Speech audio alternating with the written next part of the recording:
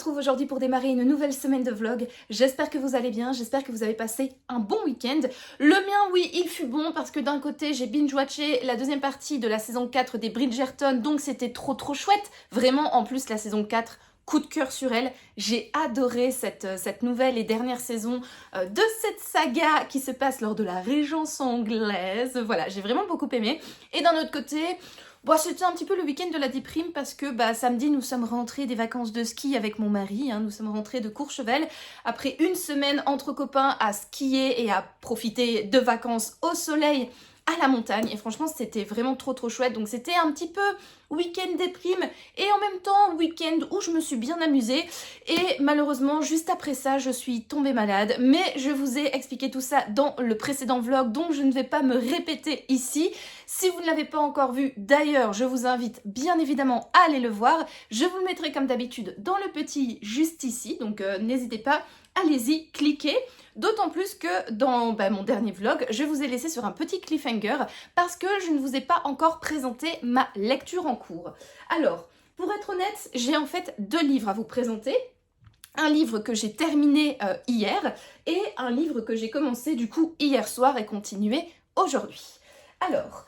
j'ai sorti de ma palle un tout petit livre, voilà, parce que voilà, la semaine dernière, j'étais pas trop en forme, j'étais malheureusement malade, je suis restée 2 jours à la maison alitée, et j'avais pas envie de me plonger directement dans un gros roman, et donc jeudi, donc j'ai repris le travail, tout ça, et en rentrant à la maison, j'avais pas trop envie de me plonger dans un gros roman, quoi. J'avais envie de lire, oui, mais j'avais envie de quelque chose d'assez facile et surtout d'assez court. Et donc j'ai sorti de ma palle un livre donc de Pierre de Coq, Un si gentil voisin, qui est aux éditions donc Crime.lu, qui est une maison d'édition luxembourgeoise. Et ce livre, je l'avais acheté, pardon, au Walfert-Bücherdeeg, donc qui est un salon littéraire luxembourgeois qui se déroule pendant le mois de novembre. Ça faisait longtemps que j'avais envie de découvrir les publications de Crime.lu et donc j'ai sauté sur l'occasion pour leur acheter 2 livres. Je vous ai déjà présenté dans un vlog le premier livre de Pierre de Coq que j'ai lu. C'est donc Le moine à la boucle d'oreille. Là, je vous en ai déjà parlé dans un précédent vlog, donc si ça vous intéresse, je vous invite à aller le voir. Je vous le mettrai dans le petit juste ici pour que vous puissiez comparer mon avis de ce livre à celui-ci.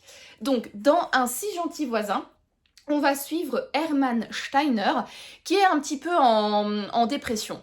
Le monsieur, il lui arrive, voilà, dernièrement, il lui est pas arrivé des choses hyper joyeuses. Donc il est veuf depuis quelques mois, quelques années, on ne sait pas vraiment exactement, mais en tout cas, sa femme est décédée. Et il a été viré de son boulot comme un malpropre. Et il faut savoir que Hermann, il a la cinquantaine, et donc du coup, quand t'es viré à 50 ans d'un travail dans lequel tu as vécu dans un lieu dans lequel tu as fait toute ta carrière, pour retrouver du travail derrière, c'est assez complicado. Et puis surtout à 50 ans, oui, c'est assez compliqué de retrouver du travail. Et donc il est un peu en petite déprime comme ça, Hermann. Mais il y a un élément qui égaye un petit peu sa vie, c'est sa petite voisine d'en face qui vient de temps en temps lui rendre visite chez lui. Et surtout, Hermann donne des cours d'appui, des cours de soutien scolaire à la petite fille qui habite en face de chez lui, parce que ses parents sont portugais. Donc du coup, la petite fille, elle est dans le système luxembourgeois. Et il faut savoir qu'à l'école primaire... maintenant, on peut faire l'alphabétisation et suivre l'école primaire en français, mais avant, il y a peut-être 1 an et demi, 2 ans, l'alphabétisation se fait en allemand. Et donc, quand on a des parents qui habitent au Luxembourg, mais qui sont d'origine étrangère, notamment des Belges, des Portugais ou même des Français, voilà, il faut quand même suivre son enfant assez régulièrement lors de l'école primaire, voilà. Parce que du coup l'alphabétisation ne se fait pas dans la langue qui est forcément parlée à la maison. Et les parents malheureusement de cette petite fille, ils ont un business et ils sont un petit peu occupés à vraiment, voilà, c'est des personnes qui sont très ambitieuses et travailleuses, et donc du coup voilà, ils donnent tout leur temps dans leur business, et c'est vrai que la petite, elle est malheureusement un petit peu délaissée, et donc elle vient déjà s'occuper en venant chez Hermann, et puis Hermann lui prend un petit peu son éducation en main et lui donne comme ça les mardis après-midi et les jeudis après-midi des cours de soutien pour qu'elle puisse mieux suivre les cours à l'école primaire, mieux parler français, mieux parler allemand, faire bien les mathématiques, etc. Donc jusque-là, tout va bien, sauf que un jour, cette petite gamine, elle est portée disparue. Voilà, elle a été kidnappée sur le chemin de l'école, on ne sait pas ce qui lui est arrivé, et Herman a le profil et le suspect numéro 1 de la police, parce que c'est un homme vieux, c'est un homme qui est, enfin vieux, il a 50 ans, mais bon voilà, c'est pas un tout jeune, il habite seul, il est veuf, il est un petit peu déprimé, depuis qu'il s'est fait virer, il reste un petit peu reclus chez lui, il ne sort pas beaucoup, il n'a pas beaucoup d'amis, etc. Et donc du coup, il a vraiment le profil du criminel idéal. Et donc du coup, la police va le suspecter, ça va être le suspect numéro 1, sauf qu'Herman, on suit ce personnage, donc nous aussi en tant que lecteur, on sait très bien qu'il n'est pas du tout coupable du crime qu'on l'accuse, et donc lui, il va prendre les choses en main, et il va enquêter sur ce qui est arrivé à cette petite fille pour essayer de la retrouver. Voilà donc pour le résumé de ce livre. Comme vous pouvez le voir, c'est un tout petit livre, je pense qu'il fait 122 pages.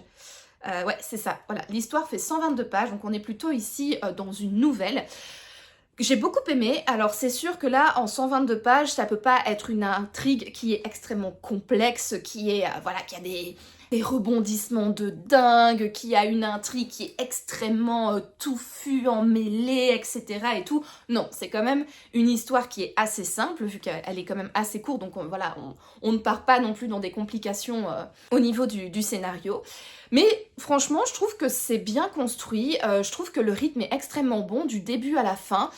Donc on suit d'abord Herman, puis il y a cette histoire de disparition, puis ensuite il y a donc Herman qui va mener son enquête, il va forcément il va essayer de récolter quelques petits indices en dehors de ce que la police a déjà récolté pour pouvoir trouver le coupable ou tout simplement qu'est-ce qui s'est passé, voilà, qui a enlevé cette petite fille. Et franchement, je trouve que c'est vraiment bien fait. Il y a des facilités narratives, oui, notamment Herman, il a des connaissances dans la police, dans les trucs machin qui l'aident hyper facilement dans son enquête personnelle, mais même si ça a un côté un petit peu facile, je trouve que ça n'en perd pas moins de la crédibilité, parce que l'enquête en fait se passe au Luxembourg, et quand on est luxembourgeois, quand on est né dans ce pays, quand on a grandi ici, qu'on a été dans le système scolaire dans le pays, etc., franchement, tout le monde se connaît. Vraiment, tu peux pas rencontrer quelqu'un et parler d'une autre personne sans que la personne à laquelle tu parles, elle te dise « Ah mais non, je le connais parce que j'ai été à l'école primaire, à l'école secondaire, ou je le connais d'un ami patati patata. » Enfin bref, c'est vrai que le Luxembourg, c'est un pays, mais en réalité, c'est un tout petit village. Et donc, les gens ont facilement des connexions comme ça dans plein de domaines. Et là, du coup, c'est clair que Herman, il a des bonnes connexions, notamment chez les flics et je ne sais plus trop quoi, mais en tout cas des personnes qui sont vraiment un élément central pour qu'il puisse avoir les informations pour avancer dans son enquête. Ça a un côté un petit peu facilité narrative, mais ça a un côté également extrêmement plausible, vu que Herman est luxembourgeois, il habite au Luxembourg, etc. Donc du coup, il y a ce côté où tu te dis, oui, ça va très vite, c'est très facile, mais ça reste quand même une intrigue qui pourrait... ça reste crédible, quoi. Voilà. Sinon, forcément, au niveau du rythme, c'est quand même assez rapide. Il n'y a pas trop de lenteur. On est toujours un petit peu dans l'action. On est toujours un petit peu dans les découvertes. Herman, il rencontre pas beaucoup de déconvenus. Un petit peu, parce qu'il faut bien ajouter une petite pointe de sel et de poivre à l'intrigue. C'est assez facile, etc. Mais franchement, moi, j'ai bien aimé. Je l'ai lu en, je pense, 1h30. Moins de 2 heures, c'est sûr. Et franchement, j'étais bien dans cette histoire. J'ai vraiment beaucoup aimé suivre ce personnage. Vu la longueur du bouquin, franchement, je pardonne les facilités narratives et les facilités même au niveau des différentes connexions, etc. Parce que on ne peut pas non plus complexifier l'intrigue à l'extrême quand elle fait 122 pages. Donc franchement, je trouve que pour cette nouvelle, c'est la gestion du rythme, du suspense et des déconvenus et des découvertes est vraiment très bien faite. Et ce que j'ai beaucoup aimé également dans ce livre, c'est la plume de l'auteur. Donc là, on va suivre Herman, on est vraiment avec lui, donc on va suivre ses pensées, on va suivre ce qu'il dit, ce qu'il fait, ce qu'il pense, etc. Et en fait, j'ai bien aimé Herman, il est assez sarcastique, il est assez cynique, et j'ai bien aimé en fait l'humour et le ton de ce personnage. Et donc du coup, la plume de l'auteur est vraiment teintée du caractère d'Herman. la vidéo a encore une fois coupé. Il faut vraiment que je m'occupe de vider l'espace de stockage de cet iPhone parce que franchement, c'est relativement relou à chaque fois d'être coupé et de devoir supprimer comme ça des images alors qu'on est lancé dans le speech de commentaires des petits bouquins, etc. C'est un petit peu relou, mais bon bref, c'est pas grave, je ferai ça, il faut que j'y pense, il faut que je fasse ça absolument ce week-end.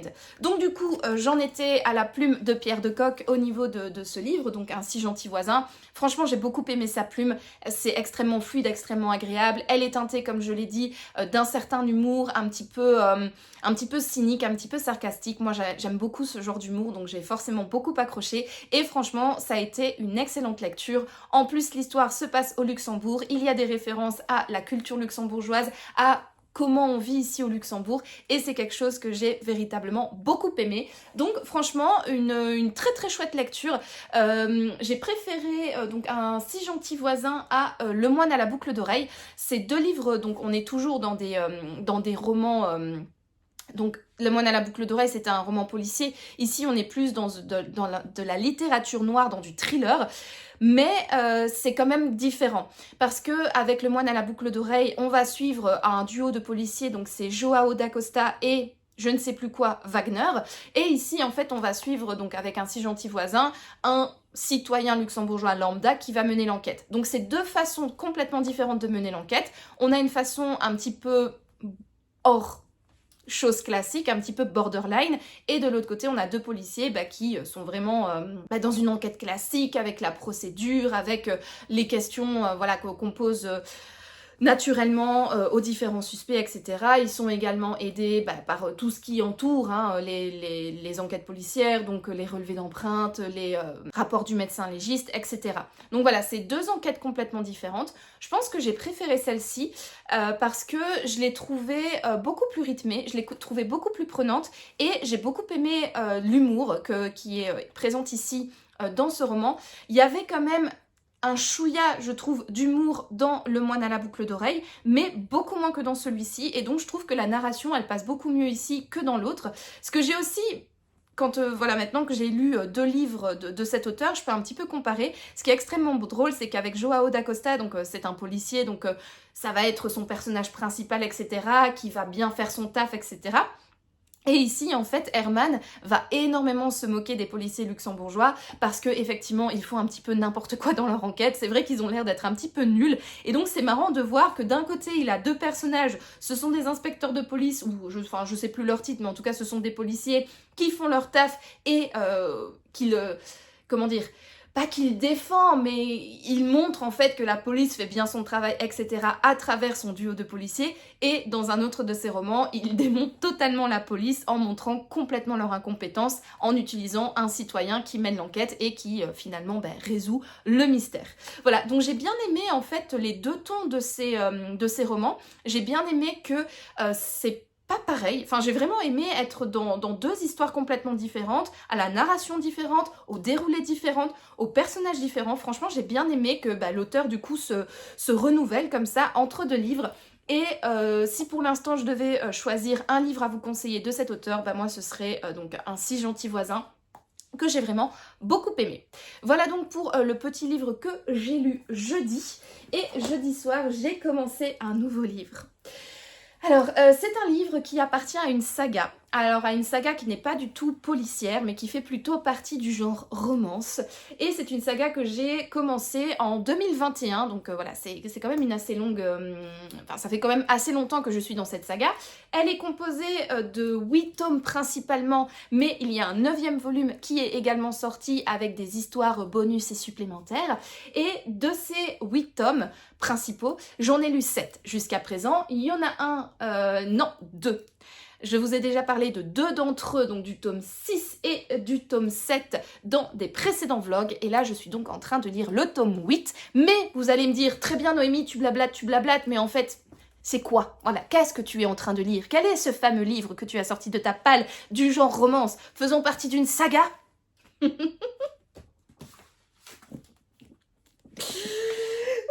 j'ai sorti le 8e tome de la saga des Bridgerton. Je vous avoue que mon binge-watchage de la saison 4 dimanche y est pour beaucoup quant à mon choix de la lecture. C'est clair que voilà, la série m'a totalement remise dans l'ambiance de cette saga et j'avais véritablement envie de lire de la romance qui se passe à la Régence. J'ai plusieurs livres du genre dans ma palle, mais je me suis dit, bah voilà, je sais pas, je suis dans la vibe Bridgerton, donc autant sortir un Bridgerton, d'autant plus que bah, c'est le dernier tome qu'il me restait à lire et il était donc grand temps que je mette un point final à cette saga et que je lise l'histoire du dernier Bridgerton de Grégory. Parce que oui, donc vous le savez, ou vous le savez pas, peut-être pas, je ne sais pas, mais en tout cas les personnages du plus âgé au plus jeune ont leur nom qui commence par la première lettre de l'alphabet. Donc par exemple on a le premier c'est Anthony, le deuxième Bénédicte, puis ensuite Colin, puis ensuite Daphné, donc A, B, C, D, jusqu'au 8e qui est donc Hyacinthe avec le H. Sauf que la saga ne suit pas les frères et sœurs par ordre chronologique. Le premier, on suit Daphné qui est donc la 4e. Ensuite, on reste de manière chronologique entre Anthony, et Francesca. Par contre, les deux derniers, Hyacinthe et Grégory, leurs histoires sont inversées. On va suivre dans le 7e tome Hyacinthe et dans le dernier Grégory. Donc c'est le dernier, mais pas le dernier Bridgerton. Bref, je vais arrêter de vous embrouiller avec mes explications. Mais en tout cas, voilà, je suis dans le dernier tome de la saga qui est donc dédié à Grégory. Alors, j'ai lu pour l'instant... attendez, parce que du coup, c'est un double tome. Voilà, il y a le tome 7 et 8 dans un seul et même volume.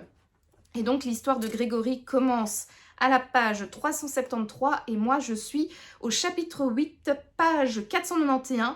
Donc j'ai lu environ 120 pages, quoi. Grosso modo, un petit peu moins de 120 pages. Et franchement, j'aime bien ça. Les romans comme ça, un petit peu romantiques, qui se passe à la Régence, tout ça, c'est un peu mes lectures guilty pleasure. J'en lis pas beaucoup, j'en lis peut-être 1 ou 2 par an, mais franchement, à chaque fois, je me délecte de lire ces histoires. Et ici, avec Grégory, donc on va suivre donc le plus jeune des frères, qui a vu toute sa fratrie tomber éperdument amoureux de leurs compagnons, que ce soit Anthony avec Kate, Bénédicte avec Sophie, Daphné avec son duc, Hyacinthe avec Sinclair, je ne sais plus comment il s'appelle son prénom, Héloïse pareil, Francesca également, enfin bref, il a vu toute sa famille tomber amoureux, éperdument amoureux de son conjoint et vivre des mariages heureux. Et donc Grégory, il est extrêmement romantique en lui-même, dans son âme, etc. Et il croit au coup de foudre et il sait qu'un jour il va rencontrer la femme de sa vie et tout de suite il va savoir que c'est elle et il va tout faire du coup pour la séduire et pour pouvoir l'épouser. Et Grégory est en vacances, ou en tout cas il est invité chez Kate et Anthony dans leur domaine à la campagne et Kate et Anthony donc organisent pendant toute une semaine, voilà, ils reçoivent des gens, ils organisent des soirées etc. jusqu'au dernier soir qui est un bal masqué et ils invitent, donc Kate et Anthony ont donc invité pas mal de gens de la haute société anglaise. Et parmi ces personnes, il y a Mademoiselle Watson. Alors ce personnage, je fais une petite parenthèse, il me perturbe jusqu'à présent parce qu'en fait c'est Mademoiselle Hermione Watson. Et en fait moi ça me perturbe parce que Hermione, ça me fait penser à Hermione Granger qui est jouée par Emma Watson. Et donc le fait d'avoir Hermione Watson qui est du coup une référence au personnage et à l'actrice de Harry Potter. Alors je ne sais pas du tout si c'est fait exprès, mais en tout cas moi dans mon esprit, je n'arrête pas, je ne peux pas m'empêcher de faire le lien du coup entre Emma Watson et Hermione Granger. Enfin bref, donc du coup, la personne de laquelle Grégory, je vais y arriver. Ça va? Je vous ai pas perdu? Peut-être, je ne sais pas, mais bref, en tout cas, je vais continuer mon discours. Donc, parenthèse fermée avec ma pensée par rapport à cette mademoiselle Hermione Watson. Bref, donc c'est de elle que Grégory va tomber amoureux. Il va la voir et en fait, c'est le coup de foudre. Vraiment, il est frappé, il a des frissons, il a son cœur qui bat. Bref, voilà, il est tombé éperdument amoureux de cette fameuse Mademoiselle Watson. Et donc, du coup, il est là, il fait « c'est bon, j'ai trouvé la femme de ma vie ». Et il va essayer de la séduire. La seule chose, c'est que cette Mademoiselle Watson, non seulement c'est une personne qui est extrêmement belle. On l'a décrit dans ce livre comme vraiment, elle a les plus beaux cheveux, elle a les plus beaux yeux, elle a la plus belle bouche. Enfin, c'est vraiment la personne la plus jolie du moment dans la société anglaise. Et donc du coup, elle attire énormément de prétendants. Et donc du coup, Grégory va essayer de la séduire, sauf qu'elle reste un petit peu froide à ses essais ou à ses avances, parce qu'en fait elle est tellement habituée que les hommes lui fassent la cour qu'en fait la demoiselle, ça lui fait ni chaud ni froid. Et en plus, il faut savoir que le cœur de Mademoiselle Watson est également pris parce qu'elle-même est amoureuse, éperdument amoureuse d'une personne. Et donc, forcément, étant donné que son cœur est déjà pris, la cour de Grégory ne lui fait ni chaud ni froid. Bref, mais il va se passer des choses, enfin voilà, Grégory ne va pas s'arrêter là, il va quand même essayer de séduire le cœur de la belle. Sauf que dans l'entourage de Mademoiselle Watson, il y a également sa meilleure amie qui s'appelle Lucy Abernathy, voilà, c'est ça, Lucinda, de son vrai prénom, donc Mademoiselle Lucinda Abernathy, ou Lucy pour les intimes, qui est donc la meilleure amie de Hermione, et la personne dont Hermione est amoureuse, on va dire que Lucy ne l'approuve pas trop. Parce que Lucy, donc c'est également une noble anglaise, elle est très droite dans ses bottes, c'est une personne très fiable qui est assez psychorigide, voilà, elle aime bien que les choses soient faites dans le bon ordre, correctement, etc. Elle a un énorme sens de l'honneur, et en fait, la personne de laquelle Hermione est amoureuse, c'est pas quelqu'un qui est fait pour le rang de la demoiselle. Et donc Lucy va tout faire pour essayer d'aider Grégory à voler le cœur, ou en tout cas à évincer du cœur d'Hermione son prétendant et à essayer d'y glisser Grégory. Voilà un petit peu où j'en suis plus ou moins dans l'intrigue. Je trouve que c'est un bon résumé pour débuter. Alors, moi j'ai une petite idée du déroulé de l'intrigue. Je me doute que, in fine, ça va être Lucy et Grégory qui vont finir ensemble. Je ne sais pas, mais je le sens parce que Lucy, en fait, on suit soit Grégory, soit Lucy. Et donc Lucy est un personnage principal de cette histoire. Et donc je me doute que Grégory ne va pas finir avec le personnage secondaire qui est Hermione. Et que dans le processus de sa cour pour gagner le cœur d'Hermione, il va se passer des choses et in fine, il va se rendre compte qu'il est amoureux de Lucy et Lucy amoureuse de Grégory. Enfin bref, je ne sais pas du tout comment va se dérouler l'histoire étant donné que je ne suis qu'au début, mais mon petit nez de fin limier, mon petit nez de personne habituée à la littérature tortueuse, policière, thriller, polar, cozy mystery, etc., voit déjà le truc venir, et donc je suppose que voilà, Grégory va finir avec Lucy, mais bon bref, on le verra bien dans la suite donc de cette histoire, parce que comme vous pouvez le voir, j'ai quand même encore de quoi faire dans cette histoire de romance avec Grégory Bridgerton. Pour l'instant, franchement, j'aime bien, je retrouve la plume hyper agréable et hyper fluide de Julia Quinn. Alors bien évidemment, c'est un peu cliché, c'est un peu... Voilà, c'est un peu cucu, quoi, voilà. Mais cucu, pas dans le sens spicy du terme, parce que pour l'instant, il n'y a pas encore eu de scène de fesses, mais c'est un petit peu cucu dans le sens où tout le monde est beau et gentil et mignon et patati patata, ça dégouline de bons sentiments partout, c'est mignon, c'est chouette. Voilà, c'est un peu cliché, c'est un peu dégoulinant, c'est un peu cucu, mais moi, c'est vraiment le truc que j'aime bien me plonger de temps en temps dans ce genre d'histoire, ça fait du bien au cœur, surtout quand on voit l'actualité, à la télé, ce qui se passe dans le monde. C'est vraiment une dinguerie, donc du coup un peu de douceur, de romance, de bienveillance, de gentillesse, de courtoisie, ça ne fait pas de mal, et d'autant plus que l'histoire se passe dans l'une de mes périodes préférées de l'histoire anglaise, donc c'est la Régence, c'est ce début du 19e siècle. Je pense qu'ici on est à la fin de la Régence quand même, on est à quoi, 1820 ? Oui, 1827, donc c'est plus du tout la période de la Régence, parce que techniquement, je pense que la Régence anglaise se termine en 1820, mais bon, bref, on est au début du 19e siècle en Angleterre, à la période juste un petit peu après la Régence, mais bon, bref, tomato, on va dire grosso modo, on est à la période de la Régence anglaise, et moi, ce début du 19e siècle en Angleterre, c'est une période que j'aime énormément, et donc voilà, avec Surtout quand on est dans la noblesse, quoi. Je pense que la littérature qui se passe dans le bas peuple est peut-être moins intéressante que celle qui se passe dans la noblesse. Mais voilà, avoir des gens bien habillés, avec beaucoup de manières, avec beaucoup d'éducation, suivre des bals, des soirées, les conventions sociales, tout ça, je trouve ça extrêmement chouette à suivre, extrêmement mignon, intéressant. Ça me fait du coup penser un petit peu à ma lecture précédente que je vous ai présentée donc dans le précédent vlog, qui est Lady Hélène, qui se passe à peu près à la même période, au début du 19e siècle aussi. Voilà, on est dans un tout autre genre, on n'est plus ici dans la chasse aux monstres, etc. Mais il y a ce côté romance, un peu à la Orgueil et Préjugés, et surtout ce côté très démonstrateur de la bonne société, des normes sociales et de l'histoire. Donc quand on fait partie de la noblesse, etc., qu'est-ce qui fait partie du quotidien de ces gens.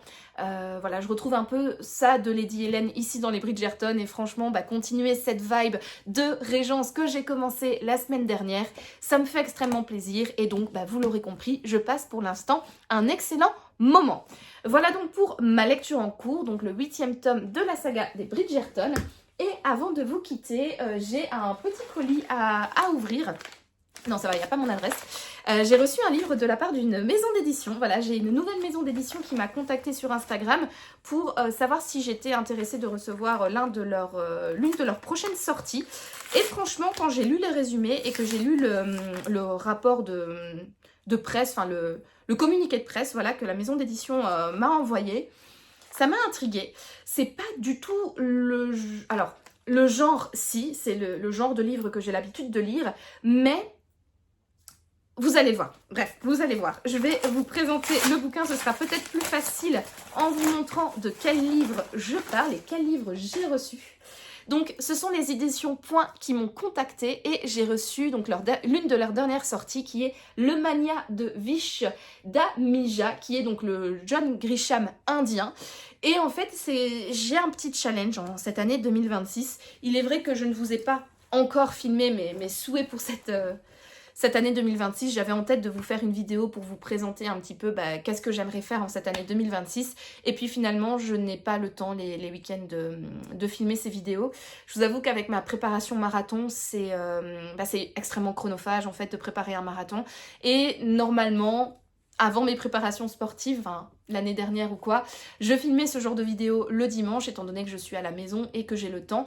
Mais là, comme la plupart de mon temps le dimanche est dédié à la course à pied et à ma récupération, c'est vrai que je n'ai plus le temps en fait de vous filmer des vidéos hors les vidéos vlogs. Et donc, vous n'êtes peut-être pas au courant que du coup, pour l'année 2026, j'ai envie d'ouvrir un petit peu mon champ des nationalités au niveau des auteurs que je vais lire. J'aimerais bien lire un petit peu plus d'auteurs d'autres pays et de pays que je n'ai jamais lus. Et je n'ai jamais lu il me semble, ou alors peut-être un ou deux, mais vraiment, les auteurs indiens, je n'en ai soit jamais lu, soit un ou deux, donc c'est vraiment une littérature que je ne connais pas du tout. Et là, comme il parlait de John Grisham, que c'est un auteur non plus que je ne connais pas, voilà, donc Vish Dhamija, c'est donc John Grisham, voilà, indien comme il est noté ici. Et je me suis dit, ma foi, pourquoi pas. C'est vrai que John Grisham, c'est un nom qui est dans ma wishlist depuis longtemps, que j'aimerais bien découvrir. Je n'ai pas encore pris le temps de le faire. Et comme j'avais également ce souhait que j'ai toujours ce souhait d'ouvrir mon panel de nationalités d'auteurs, je me suis dit, voilà, pourquoi pas accepter de recevoir ce bouquin et le résumer. Aller également me sortir de ma zone de confort, dans le sens où ce n'est pas du tout les histoires vers lesquelles j'ai l'habitude de me diriger, mais je me suis dit voilà, pourquoi pas, c'est l'occasion, et donc j'ai accepté avec grand plaisir de recevoir ce service presse de la part des éditions Point, que je remercie d'ailleurs pour leur envoi. Donc du coup, de quoi parle le mania de Vish Dhamija? Prem Bedi est l'une des 3 plus grandes fortunes d'Inde. En voyage à l'étranger, il apprend que son ex-femme et son nouveau mari viennent d'être assassinés. Une bataille judiciaire et médiatique l'attend dès son retour, car s'il a un alibi solide, les preuves sont accablantes. Ce crime aurait-il été commandité? Bien que tout semble mener à Prem, un autre suspect est sur le banc des accusés, le beau-frère, qui aurait eu aussi tout à gagner à la disparition du couple. un tourbillon enivrant de suspense, nous dit The New Indian Express. Et on a également un petit commentaire sur l'auteur qui nous dit Vish Damija est l'auteur à succès d'une dizaine de romans policiers. Il est fréquemment cité par la presse comme le maître du roman policier et du thriller judiciaire et le meilleur page-turner indien. Le Mania, son premier roman traduit en français, a reçu le prestigieux prix Cognac du meilleur roman international 2024.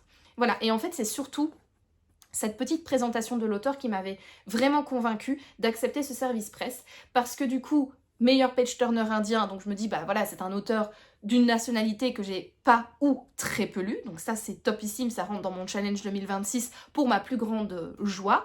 Et en plus, il disait maître du roman policier et du thriller judiciaire. Et les thrillers judiciaires, moi j'en lis très très peu, parce que je trouve ça toujours assez complexe, dépendamment en fait de la plume de l'auteur et de sa manière de narrer les choses. C'est vrai que ça a une certaine complexité, c'est pas quelque chose vers lequel j'ai l'habitude de me tourner. C'est vrai que parfois quand il y a... Ça m'est arrivé par exemple de lire un thriller flirtant avec le judiciaire pour l'un des prix littéraires desquels j'étais jurée dans les années précédentes. Et franchement, j'avais bien aimé, mais il y avait quand même quelque chose qui m'avait dit de « ouais, c'était cool, mais... » Voilà, donc c'est vraiment un style de littérature noire que je n'ai pas l'habitude de lire, et donc ça m'avait fortement intriguée de découvrir du coup cet auteur indien qui apparemment fait fureur à l'étranger, et de voir du coup est-ce que le thriller judiciaire cette fois-ci ça va me plaire, ou en tout cas de voir, enfin je suis vraiment curieuse de voir en fait comment il va développer sa narration, comment il va sur quels éléments il va mettre son focus, etc. Enfin bref, ça avait vraiment titillé ma curiosité, et donc du coup j'ai hâte de le découvrir. En plus il est pas très long, il fait moins de 400 pages, donc c'est parfait si c'est un roman auquel je n'accroche pas trop. Il n'est pas trop long à lire, donc c'est cool. Donc voilà donc pour un nouveau service presse que j'ai reçu cette fois-ci de la part des éditions Point. Et franchement, je suis ravie parce que après le Sonia Delzongle, c'est le deuxième service presse que je reçois. J'avais également reçu l'année dernière La Ruche de Nicolas Lebel sur la demande de l'auteur. Et donc je suis contente comme ça de recevoir un petit peu des services presse un petit peu plus régulièrement du coup. Parce que là, ça fait quand même en l'espace d'un mois, j'en ai reçu 2. Donc écoutez, c'est le début de la fame, de la gloire, du succès, tout ça. Donc écoutez, cross finger pour la suite, et envoyez-moi plein de bonnes vibes également pour la suite, pour continuer les choses comme ça. En tout cas, dites-moi dans les commentaires si ça vous plaît que je vous présente des nouveautés, mais vraiment nouveautés fraîchement sorties de l'imprimerie, et si vous aimez que je vous présente du coup voilà les petits services presse que je reçois. Écoutez, c'est là-dessus que je clôture le premier rush de cette semaine, et je vous dis donc à plus tard.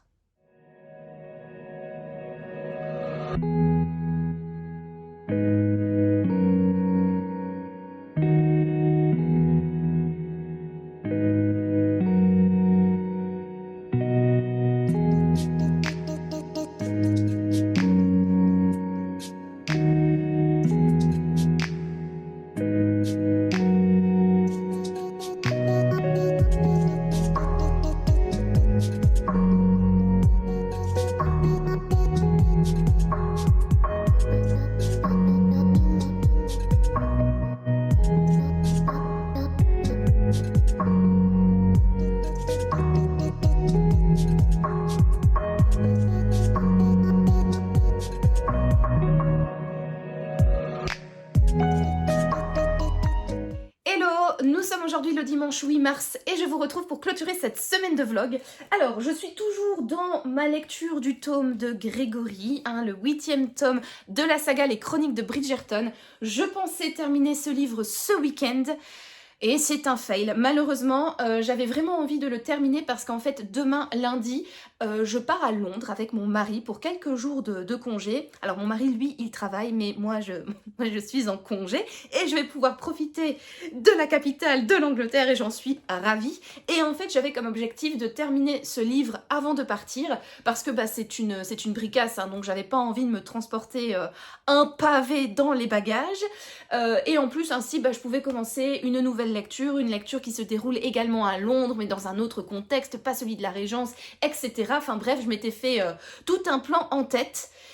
Et puis, comme à chaque fois, la réalité m'a rattrapée. Et donc, bah, je n'ai pas terminé le tome dédié à Grégory. Il me reste 150 pages, quelque chose... Ouais, un tout petit peu plus que 150 pages, voilà, pour terminer ce livre. Donc, je suis un peu dégoûtée parce qu'on va à Londres en train, figurez-vous. Donc, au moins, en train, c'est bien, tu n'as pas la pesée des bagages comme il y a dans l'avion. Donc, je peux emporter ça sans souci. Mais bah, comme on part en train, c'est vrai qu'on va devoir quand même marcher. Donc, en fait, on part de Luxembourgville, on va en TGV jusque Paris, et puis à Paris, direction Gare du Nord, pour prendre l'Eurostar jusqu'à Londres. Et donc, mine de rien, il va quand même avoir un petit peu des trajets à pied, tout ça, où il va falloir porter les valises, les sacs, machin, bidule chouette, et bah du coup, je vais avoir un parpaing dedans, quoi. Voilà. Bon, bref, écoutez, tant pis pour moi, je n'avais qu'à... je sais même pas comment terminer cette phrase, étant donné que j'ai lu autant que je l'ai souhaité ce week-end. Mais bon, voilà. Le fait est que je n'ai pas lu assez rapidement pour terminer ce livre, mais bon, bref. Du coup, il m'accompagnera en Angleterre. Sinon, bah écoutez, je prends toujours autant de plaisir à découvrir l'histoire de Grégory. Alors oui, bien évidemment, c'est une histoire assez...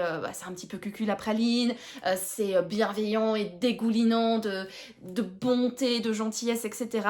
Mais il y a quand même un côté assez humoristique que j'aime beaucoup. Et puis, mine de rien, même si c'est une saga un petit peu...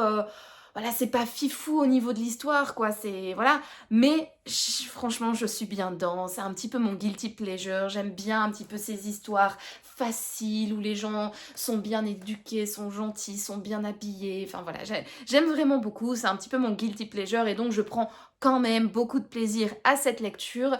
Là, on arrive à un certain chamboulement dans l'histoire de Grégory. Il s'est passé quelque chose il y a quelques pages de cela. Et du coup, j'ai trouvé ça quand même assez drôle. Drôle dans une certaine mesure. Enfin, en tout cas, moi, ça m'a décroché un petit sourire. Et donc, il y a un certain bouleversement comme ça maintenant dans l'histoire de Grégory. Et j'ai hâte de découvrir le après, parce que je trouve que cette histoire, elle est extrêmement prévisible, et je vois la fin de l'histoire venir, mais alors vraiment de très très loin, et en fait, pour arriver à cette fin, il faut qu'il se passe quelque chose, et là, je pense qu'on est au moment où la chose va se produire pour arriver à la fin que j'espère, ou en tout cas que je devine, mais... j'en suis persuadée, je peux vous faire le pari ici et maintenant, ce que j'ai en tête, ça va être véritablement la fin, quoi. Donc voilà, et donc là on est véritablement au moment charnière, je dirais, de l'intrigue, au moment où Grégory va basculer, et j'ai hâte de voir comment va se passer ce chamboulement chez lui, enfin bref, j'ai vraiment hâte d'arriver dans la deuxième partie, entre guillemets, de cette histoire, et donc je pense que demain dans le train, donc j'ai... environ 4h30 de trajet, je vais me délecter de continuer cette histoire et j'espère même la terminer. Normalement 150 pages, ça devrait être faisable pour un trajet de 4h30. Enfin, on verra, je vais pas commencer à parier là-dessus parce que me connaissant, si ça tombe, je ne terminerai pas du tout ce livre dans le train. Mais bon, bref, j'espère, on verra. Stay tuned comme j'aime à le dire. Vous verrez ça dans le prochain vlog. Mais en tout cas, voilà, j'ai hâte de continuer cette histoire. J'ai hâte de voir ce qui va arriver à Grégory. Est-ce que finalement... voilà, est-ce que finalement ce que j'ai en tête va arriver, quoi. Donc je suis toute excitée, j'ai trop hâte. Oui, encore une chose que j'avais envie de vous dire par rapport à ce tome. Ce que j'aime beaucoup par rapport aux 2 tomes précédents et surtout à celui de Francesca, c'est que pour l'instant, où j'en suis, donc j'ai quand même lu, je dirais, un bon 200... Attendez. Ouais, j'ai lu environ 230 pages. 240 pages, voilà. Donc j'ai bien avancé dans le bouquin. Le livre commence ici et ça, c'est la fin. Pour l'instant, il n'y a pas encore eu de scène spicy.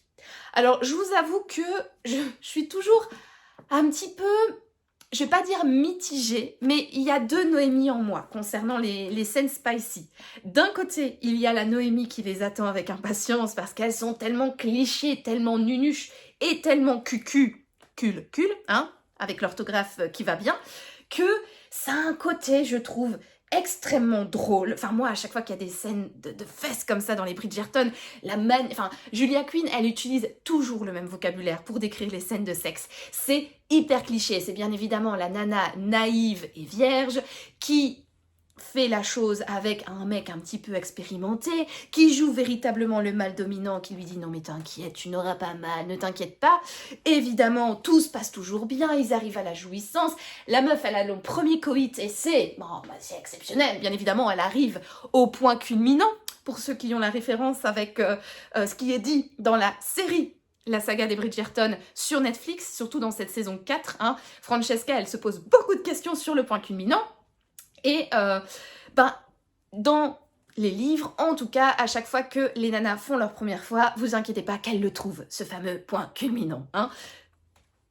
Bon, toute crédibilité mise à part, c'est des scènes que j'attends quand même avec impatience, parce que voilà, tout le vocabulaire, toute la mise en scène, toutes les explications et tout ce qui se passe, ça me fait rire, ça me fait un petit peu... Même mieux que rire, ça me fait glousser. Voilà, je suis là en train de lire ces petites scènes et je suis vraiment genre... Voilà, je suis en train un petit peu de glousser parce que j'apprécie énormément de lire ces chapitres spéciaux. Et d'un autre côté, il y a la Noémie qui est un petit peu genre, oh là là, mais puis...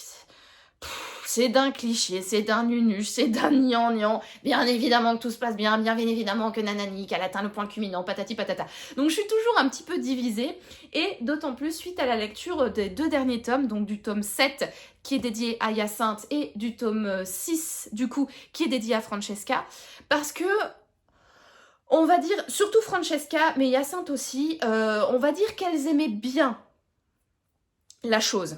Voilà, elles aimaient bien l'aubergine, voilà, elles avaient un potager et ce potager était véritablement rempli de belles aubergines et elles en profitaient bien, surtout Francesca. Et j'avoue que parfois, allez, une scène de fesses, 2 scènes de fesses, ça va, c'est mignon, ça me fait glousser, etc. Mais quand on a parfois plusieurs scènes de sexe, limite à tous les chapitres, etc., comme par exemple avec Francesca qui n'arrête pas de sauter sur l'aubergine, hein, carrément, vraiment, disons les choses... crûment, comme les légumes. À la fin, je trouvais que ça avait un côté un petit peu lassant, où c'est vraiment, bon, ok, tu peux mettre des scènes de fesses, ça pimente un petit peu le truc, c'est mignon, mais en fait, en rajoutant trop d'épices, ton plat, il devient indigeste, là, et ton livre, il devient vraiment indigeste, et ça devient un petit peu plus gênant, et, comment dire, ouais, pas malsain, mais gênant plus, plutôt qu'autre chose, quoi. Et donc, c'est vrai que après le tome de Francesca et celui de Hyacinthe, où elle aussi, elle aimait bien, voilà, elle aimait bien la ratatouille niçoise, quoi. Je commençais un petit peu à me lasser des descriptions des scènes de fesses dans cette saga. Et là, en fait, belle surprise pour moi avec Grégory, là où j'en suis, donc je vous ai dit, hein, j'ai lu plus ou moins 230 pages, 240 pages, on n'a pas encore eu de scène de sexe. Et ça, franchement, je trouve ça assez cool. Du coup, je suppose qu'il y en aura quand même une qui va arriver dans les 150 dernières pages. Mais je me dis que potentiellement il y en aura une voire 2, mais pas 55 000 quoi. Ce sera pas comme avec Francesca quoi, où à tous les chapitres il y avait quelque chose d'un petit peu relevé et pimenté. Donc ça, je vous avoue que je suis agréablement surprise, ça fait du bien. Du coup je me dis que l'autrice mine de rien elle arrive à se renouveler, elle arrive quand même à nous donner une intrigue suffisamment intéressante, suffisamment... comment dire, agréable à lire, agréable à suivre, etc. sans trop en faire et sans trop mettre voilà, d'épices à la sauce auberginesque et petite pêche toute douce, voilà. Voilà, donc franchement, très bonne surprise à ce point de vue. Mine de rien, comme je vous l'ai dit, la deuxième Noémie en moi attend quand même un petit peu cette scène avec impatience. J'espère qu'elle arrivera bientôt, j'espère qu'il n'y en aura pas trop, enfin bref, vous l'aurez compris. Je suis un petit peu entre les deux, mais pour l'instant agréablement surprise et donc je suis sûre que lorsque cette scène arrivera dans ce livre, je prendrai beaucoup de plaisir, en tout cas autant que la demoiselle en question, à lire cette scène. Enfin, autant que non, n'ayez pas... Enfin bref, je vais m'arrêter ici parce que sinon ça va dégénérer et puis les gens vont croire des choses alors que c'est pas ce que je veux dire. Mais en tout cas, je pense que je vais glousser comme j'aime le faire. Bref. Passons. Stop. Allez, c'est bon, passons à autre chose. Donc du coup, voilà pour un petit peu mon avis intermédiaire sur ce fameux 8e et dernier tome de la saga Les Chroniques de Bridgerton. Et alors, avant de conclure ce vlog, j'avais aussi envie de vous montrer les livres que je compte emporter avec moi donc à Londres. J'en ai pris 2. Voilà, j'ai pris 2 bouquins avec moi. Je me suis dit que, étant donné qu'on a également le trajet retour, donc en train, donc également rebelote jeudi, 4h30, 5h de train, si je lis véritablement pendant tout le trajet, je vais quand même sans doute voir défiler les pages. Et donc, je préfère prévenir que guérir. Et donc, j'ai décidé d'emporter 2 bouquins avec moi. Le premier... c'est un Agatha Raisin, donc de MC Beaton. Ici, c'est le tome 8, donc Coiffeur pour dames. Alors, j'ai choisi de prendre ce livre dans mes bagages parce que c'est un livre qui se passe en Angleterre. Alors, non pas à Londres, mais dans les Cotswolds, si je le prononce bien. J'ai toujours du mal à prononcer ce mot en anglais. Et en fait... bon, même si ça se passe pas à Londres, c'est une ambiance so British, dans la campagne anglaise, etc. Et donc, je trouvais que ça collait quand même pas mal avec mon séjour en Angleterre. Et donc, je me suis dit, voilà, j'avais plus trop envie d'être dans une ambiance Régence parce que j'ai quand même enchaîné Lady Hélène et les Bridgerton. Et parmi tous les livres qui étaient dans ma palle, franchement, celui-là me faisait vachement de l'œil. Ça fait longtemps que je n'ai plus lu de Cozy Mystery. Et donc, voilà, j'avais envie du coup de me replonger dans une enquête de Agatha Raisin, d'autant plus que ça fait un bail que je n'ai plus lu de Cozy Mystery et de Agatha Raisin. Je sais plus de quand date ma dernière lecture, c'était à la Clairefontaine, je pense, le dernier. Ouais, c'est ça, à la Clairefontaine, donc le tome 7. Je sais plus du tout de quand remonte ma lecture, je pense que c'était cet été ou quelque chose comme ça. Enfin bref, ça fait un bail. Et donc du coup, j'avais envie de me replonger dans cette saga avec cette détective qui a quand même un sacré caractère de cochon, qui est hyper lunatique, mais mine de rien, qui est désagréable, mais relativement agréable à suivre quand même. Alors, je vais vous lire le résumé du coup de ce 8e tome. Pour toutes ses clientes, Monsieur John est un magicien, un coiffeur aux doigts d'or qu'elles adorent. Mais, peu après avoir confirmé ses talents auprès d'Agatha Raisin, qui voit poindre ses premiers cheveux blancs, Monsieur John meurt dans son salon, victime d'un empoisonnement sous les yeux de la détective. Voici Agatha embriguée dans une drôle d'enquête, qui, en effet, pouvait en vouloir à Monsieur John, adulé par ses nombreuses clientes qui lui confiaient leurs plus troubles secrets. Bonne question, qui a pu en vouloir à ce fameux coiffeur? Donc voilà, écoutez, un petit Cozy Mystery qui se passe en Angleterre, et donc du coup, voilà, je pense que ça va être sympa à lire en territoire anglais. Il est tout petit, il fait combien? Il fait 285 pages, donc peut-être, on verra, mais peut-être qu'il me fera un trajet de train, enfin bref, on verra, mais en tout cas, voilà, c'est un livre que j'emporte avec moi. Et le deuxième que j'emporte au cas où j'ai beaucoup de temps pour lire, c'est un Preston and Child, donc le grenier des enfers, une enquête de l'inspecteur Pendergast, et ça c'est le tome qui suit Relique. Relique, c'est un livre que j'ai lu en décembre, à la période de Noël, donc qui est la première enquête de l'inspecteur donc Aloysius Pendergast. Et en fait ici dans le grenier des enfers, on est un petit peu dans la suite entre guillemets directe de Relique, parce que les événements qui se sont passés dans ce premier tome vont continuer dans ce second. Le premier tome avait terminé sur un cliffhanger, mais vraiment de dingue. J'avais adoré cette fin de roman, vraiment. D'ailleurs, si vous n'avez pas vu mon vlog au sujet de Relique, je vous le mettrai ici dans le petit, parce que franchement, cette lecture, elle avait été quand même assez contrastée. Autant j'avais trouvé le livre intéressant sur le fond, mais la forme... C'était long, c'était vraiment très long, mais en revanche, la fin m'avait extrêmement convaincue. Ça termine sur un cliffhanger de dingue, ça termine vraiment sur une affirmation où t'es là, mais waouh, mais il me faut tout de suite la suite. Et donc du coup, j'avais commandé le livre et j'ai décidé du coup de le sortir de ma palle, et je le prends au cas où je n'ai pas assez avec la fin de mon Bridgerton et mon Agatha Raisin. Alors pour le coup ici, on n'est pas du tout en Angleterre, hein, ça n'a absolument rien à voir avec le contexte et le cadre de mes vacances, mais j'avais véritablement envie de me plonger prochainement dans ce livre, et donc du coup, voilà, d'où mon choix, vous l'aurez compris. Je vous lis la 4e de couverture. 2 cadavres déchiquetés sont repêchés dans les égouts de New York. Une série de meurtres de sans-abri plonge la ville dans une psychose collective. Les autorités s'inquiètent, suspectant un lien entre les 2 affaires. Aloysius Pendergast part en chasse dans un dédale de stations de métro désaffectées et de galeries souterraines, jusqu'au grenier des enfers qu'abrite Manhattan, là où se cache peut-être la chose meurtrière. Le monstre hybride du muséum serait-il de retour? Voilà, donc la dernière phrase, je la trouve personnellement un petit peu spoilante, même si on se doute très vite dans Relique qu'il y a un monstre hybride, hein, quoi, du coup, voilà, c'est un petit peu un spoil. Je verrai si je coupe ça au montage ou pas, mais voilà, en tout cas, cette fin de 4e de couverture prouve bien que c'est la suite directe de Relique et j'ai hâte de m'y plonger. Ça fait un bail en fait que je sors ce livre de ma palle. À chaque fois que voilà, j'hésite entre plusieurs lectures, je soumets soit le choix final à mon mari ou dernièrement j'avais aussi proposé à Sophie de choisir mes lectures. Celui-là revenait quand même souvent dans ma sélection parce que j'ai vraiment envie de m'y plonger dans pas trop longtemps et donc voilà, je me suis dit vas-y, c'est le moment, c'est l'occasion. Et même si ça se déroule à New York, je sais pas pourquoi, mais le muséum d'histoire naturelle dans lequel se passe Relique me fait énormément penser, enfin dans ma tête en tout cas, je projetais l'intrigue dans un autre muséum d'histoire naturelle et celui de Londres cette fois-ci. Comme je n'ai jamais visité celui de New York, j'arrivais pas à me projeter, j'aime bien en fait imaginer les scènes dans ma tête quand je lis un livre et du coup j'arrivais pas à me projeter dans le muséum d'histoire naturelle de Londres parce que j'y ai jamais mis les pieds donc je sais pas du tout à quoi il ressemble. En revanche, j'ai mis les pieds dans celui...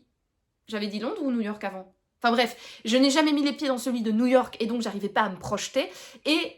Par contre, j'ai mis les pieds dans le Muséum d'Histoire Naturelle de Londres et donc du coup, dans ma tête, ça se passait... Voilà, ça se passait un petit peu là-dedans. Quand j'imaginais les salles du musée de Londres, etc. Et donc du coup, c'est peut-être pour ça aussi que j'avais fortement envie de sortir ce livre de ma palle parce que voilà, dans ma tête, j'avais fait un petit mélange entre les musées et je projetais le musée de Londres sur le musée de New York. Bref, voilà donc un petit peu pour mon petit blabla livresque de fin de semaine. Ah oui, et avant de vous quitter, j'avais aussi envie de vous parler de mon livre audio parce que j'ai bientôt terminé Train d'enfer pour Ange Rouge de Franck Tillier. Il me reste environ une demi-heure d'écoute, je pense 34 minutes, quelque chose comme ça. Donc j'ai vraiment bientôt terminé. Niveau livre physique, je suis à la page 387 sur... 436, voilà, donc c'est vraiment bientôt la fin. Je vous ai dit une demi-heure d'écoute. J'ai trop hâte, j'ai vraiment trop hâte de connaître le dénouement de cette histoire. Alors, pour rappel, Train d'enfer pour Ange Rouge, on suit donc Franck Charcot, qui est donc l'un des personnages récurrents dans la saga de Franck Tillier. C'est le premier tome qu'il a écrit, donc maintenant il y a 1991 qui est le préquel à Train d'enfer pour Ange Rouge, mais de base, ceci est la première enquête du commissaire Franck Charcot, qui est en fait appelé sur une scène de crime un petit peu spéciale, assez macabre en fait la scène de crime parce que le corps d'une femme va être retrouvé totalement massacré, voilà, dans une mise en scène extrêmement sanglante et ce premier meurtre va mener Charcot sur un peu un jeu de pistes qui va le mener d'indice en indice à d'autres corps, d'autres découvertes, etc. Et donc Charcot, il est aussi à une période de sa vie un petit peu compliquée parce que sa femme a malheureusement disparu. Ça fait 6 mois qu'il n'a plus de nouvelles de sa femme, alors il ne sait pas du tout si elle a été enlevée, si elle a été kidnappée, si elle a été assassinée, parce que son corps n'a pas été retrouvé. Personne ne lui a envoyé un message de rançon ou un message de menace, etc. Donc voilà, il ne sait pas si la piste criminelle est à explorer, ou alors tout simplement si sa femme a voulu foutre le camp du jour au lendemain. Voilà, il n'en a aucune idée, vu qu'elle a laissé aucune lettre ni rien, il y a vraiment aucun indice qui détermine la cause du départ ou de la disparition ou de l'enlèvement, peu importe, de Suzanne, donc la femme de Charcot.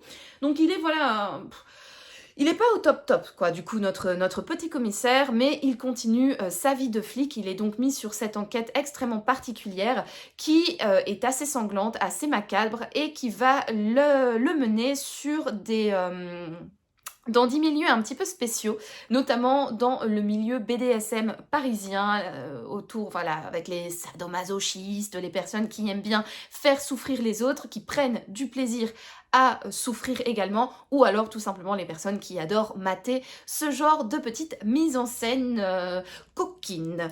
Voilà un petit peu pour le résumé. Alors ici on est dans une enquête qui est vraiment qui est complexe, qui est vraiment tortueuse. Je trouve que l'idée est véritablement géniale. Je trouve que Franck Tillier maîtrise hyper bien son intrigue parce que vraiment il y a des bons rebondissements, il y a des complications au niveau de l'intrigue, il y a vraiment une certaine ingéniosité au niveau des engrenages de toute l'histoire. Donc j'aime beaucoup parce que c'est très tortueux, ça nous mène un petit peu partout. Moi je me pose plein de questions. J'avoue que j'ai un peu du mal à y voir clair dans cette histoire parce qu'il se passe tellement de choses, ça pourrait vraiment être tout et n'importe quoi. J'ai une idée quant à ce qui se passe voilà, dans cette histoire. J'ai une petite graine qui a germé dans mon esprit et je me dis tiens, ça pourrait, voilà, l'intrigue pourrait évoluer de ce côté-là. À voir, mais en tout cas, voilà, c'est très tortueux, c'est très noir, c'est vraiment un gros tas de nœuds et je prends beaucoup de plaisir en fait à suivre le fil de ce tas de nœuds et en fait à me laisser guider quoi, par l'histoire de Franck Tillier qui m'emmène d'horreur en horreur, hein, on va le dire comme ça, parce que même si moi personnellement ça ne me fait rien parce que j'ai vraiment une haute tolérance au macabre, à la violence, à la description de choses macabres et violentes, j'ai vraiment une très très haute tolérance par rapport à ça, mais c'est clair que ce livre n'est pas fait pour être mis dans les mains de tout le monde. Si vous avez un petit cœur et un petit corps voilà, sensible, franchement voilà, allez-y en toute connaissance de cause, quoi. C'est vraiment un récit très violent, très sanglant et très macabre. Mais moi, personnellement, j'aime beaucoup. Et donc, du coup, j'aime me laisser guider dans les tréfonds de cette histoire où vraiment, en fait, on va d'horreur en horreur, quoi. Et moi, j'aime vraiment bien ça.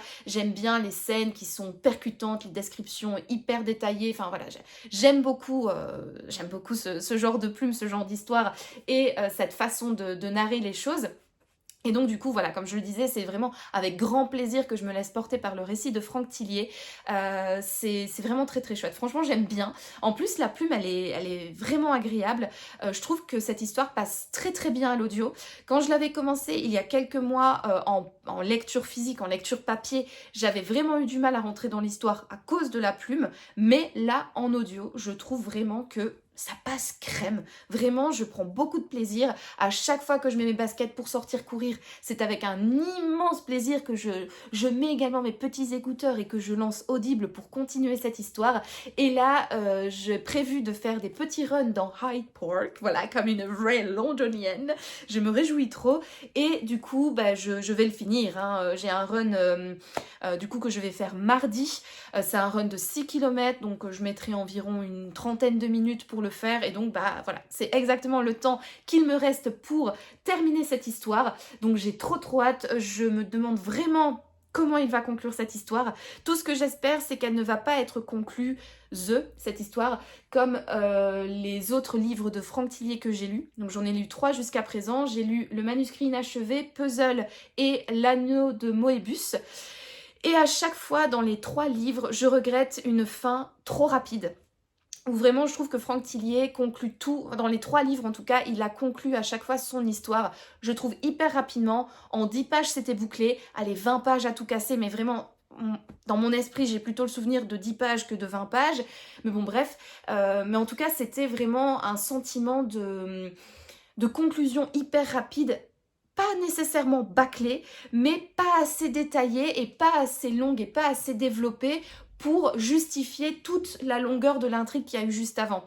Alors bien évidemment, ici dans cette histoire, il récolte des indices, mais les indices ne sont pas suffisamment importants pour véritablement, je trouve, mettre sur la piste de quelqu'un. Comme je vous ai dit, moi j'ai une idée, mais mon idée vient de autre chose que les indices que Frank Charcot récolte, parce que finalement il est assez démuni hein, face à cette enquête. Il arrive à deviner des choses et voilà, à évoluer dans son enquête, mais je trouve qu'il n'y a pas vraiment je sais pas, je trouve qu'il n'y a pas assez matière à mener un coupable et à nous lâcher juste l'identité du coupable comme ça et à conclure son histoire en 10 pages. Donc du coup, j'espère qu'ici, ce sera pas le cas parce que dans les autres livres, je vous l'ai dit, voilà, c'est vraiment ce que je lui reproche. On arrive à la fin, il y a cette conclusion et en fait, je trouve qu'à chaque fois, il ne donne pas assez d'explications par rapport à cette conclusion. Moi, j'aime bien que les fins soient bien développées, soient bien étoffées et à chaque fois, je trouvais que c'était un petit peu comme un cheveu dans la soupe où c'était bon, voilà,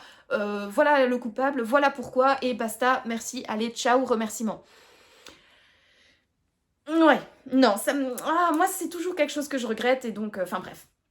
On verra, j'espère que ce sera pas le cas dans cette histoire. J'espère. On verra. Écoutez, je vais pas faire ma mauvaise langue ici, mais voilà. Mais en tout cas, j'ai hâte de le terminer et je me réjouis déjà à l'idée de mettre mes baskets, de mettre mes écouteurs et d'aller terminer ce livre lors de mon run à Hyde Park. Et donc, écoutez, pour connaître mon avis final, là pour le coup, sur ce livre, rendez-vous dans le prochain vlog. C'était une aide comme j'aime à le dire, mais en tout cas, pour l'instant, sachez que vraiment, c'est une bonne lecture. Je prends beaucoup de plaisir. J'adore, vraiment j'adore. Et voilà, j'ai hâte quoi, j'ai hâte de savoir d'avoir le fin mot de cette histoire que j'aurai du coup à Londres. Quand je ferai mon run à Hyde Park, franchement, je me réjouis trop, j'ai trop hâte d'aller faire ma petite londonienne comme ça et de courir au bord de ce petit lac, de voir les petits écureuils, de voir les petits canards, tout ça. Ouh, je me réjouis trop. Et voilà, c'est là-dessus que je clôture cette semaine de vlog. Je vous remercie d'avoir regardé cette vidéo. Si elle vous a plu, n'hésitez pas à me laisser un petit pouce bleu, ainsi qu'un commentaire pour me dire ce que vous en avez pensé. Et si je vous ai donné envie de découvrir les livres que je vous ai présentés cette semaine, ou bien est-ce que vous les avez lus ou pas? Voilà, dites-moi tout dans les commentaires. N'hésitez pas également, si ce n'est pas encore fait, à vous abonner à ma chaîne pour me soutenir. Et en attendant de vous retrouver dans un prochain vlog, comme d'habitude, je vous souhaite de passer une excellente journée, une excellente soirée ou une excellente nuit, peu importe. Et je vous dis donc à bientôt pour de nouvelles aventures livresques, darling. Ciao, ciao!